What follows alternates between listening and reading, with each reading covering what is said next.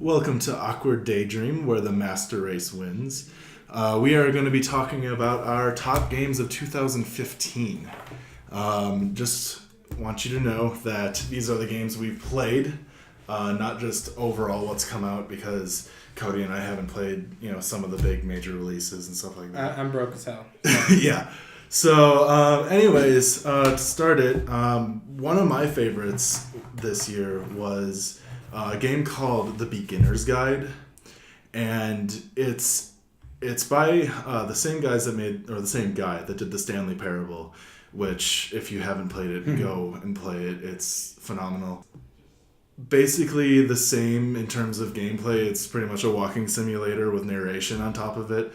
Calling you a terrible person. No, it's got a different tone. It's the same game style, but saying anything else would really give it away, and it's really good.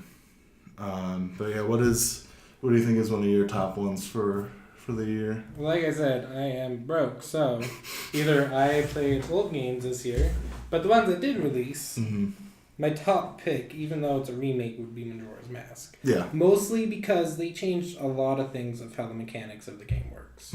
It's like, remakes are remakes, but they changed a big part of the layout of the town. Yeah. The clock town is what it's called. Right.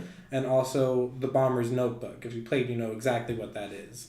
It used to be that you would have to write down a secret password somewhere, but now it's just in the notebook all the time, making everything easier for you and making it actually more friendly for user interface. So maybe a remake, but they changed a lot. Yeah. If you haven't played it, by the way, if you have an N64, at least get it on the N64 remake for real. Yeah. So also another thing that came out this year, it might have actually started last year, but the Telltale games are some of my favorite games, and they had Tales from the Borderlands and the Game of Thrones game, which I loved both of them. Tales from the Borderlands is probably the one I prefer over it. There's just some really great moments of it, and you don't even really need to play Borderlands in order to have fun with this game.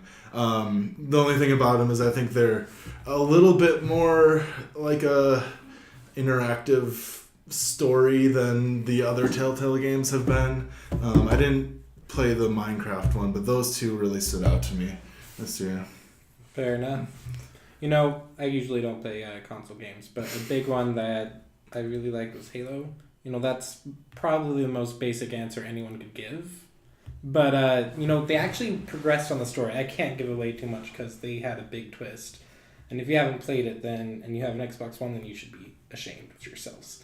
Because it is fantastic the way they took the story, the way they turned it, and also how they had two fire teams going against each other but towards the same goal. Was very intelligent on 343 Studios, and it's also made by Microsoft, so they really were smart about it. Yeah. For me, I actually didn't play much of the big releases this year. My main two that I did that I really loved was probably Arkham Knight and Fallout 4.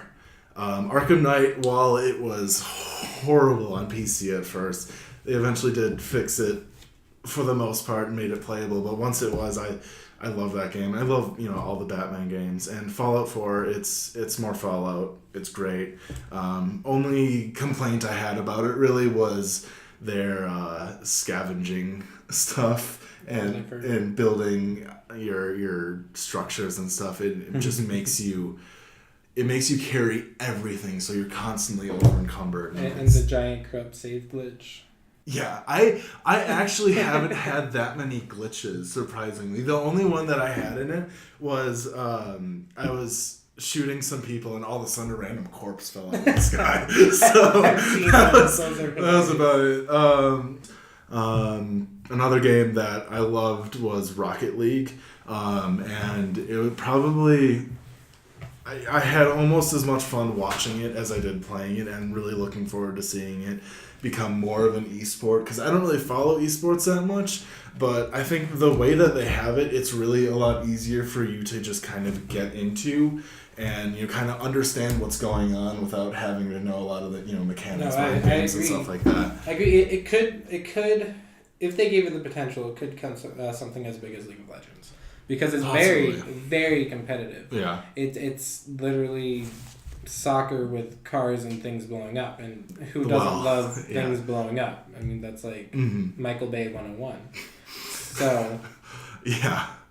Do you have any other games that you enjoyed? Not necessarily. Not I know necessarily. that you have a few others. I have a couple others.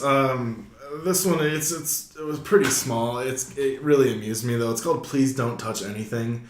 It's literally just you have a room and there's like a couple buttons and stuff, but it's there's a lot of like secret things. Like there's a panel on the side that you have to click a bunch and you'll unscrew something and it covers more buttons, and it's pretty entertaining. Also, Beyond Eyes is something that I actually played really recently. It's another smaller game. It's actually made by the same guys that does Worms, if you played that. But you play as a girl who has been blinded, and as you're walking, everywhere around you is white except for your kind of own little area, and like so as you kind of walk towards or more, you can see more of the area and what's around you, and it kind of hits home a little bit sometimes because like there's some stuff like walls and stuff where you won't actually know that they're there until you actually hit it. And it's a sweet story, and I really enjoyed it. But I think that's all the games that I had that I enjoyed. I wanted to play Witcher, didn't get around to it. I wanted to play Just Cause, and just explode things. Giant Anyways, thank you for watching. This has been an awkward daydream. Have a good one.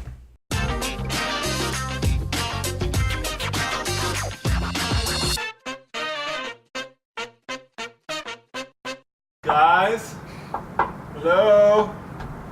Can I help with the gaming review, please? I know I'm console, but come on.